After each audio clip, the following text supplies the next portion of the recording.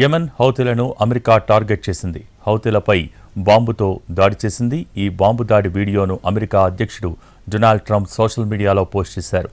గాజాలో Hamas ఉగ్రవాదులపై Israel దాడుల్ని నిరసిస్తూ యెమెన్లోని Houthi దళాలు 2023 October నుంచి ఎర్ర సముద్రంలో అమెరికా నౌకలపై దాడులు చేస్తున్నాయి.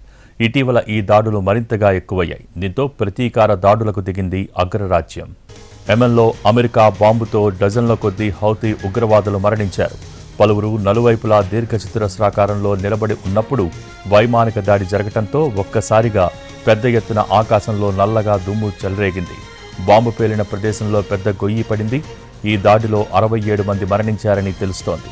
ఈ వీడియోను షేర్ చేసిన ట్రంప్ ఇక హౌతీలు దాడి చేయరు, అమెరికా నౌకలను ముంచివేయరంటూ పోస్టులో రాసుకొచ్చారు. హౌతీలకు మద్దతిచ్చే ఇరాన్ను బలహీనపరిచేందుకు అమెరికా ఈ దాడి చేసి ఉంటుందని కొంతమంది విశ్లేషకులు భావిస్తున్నారు.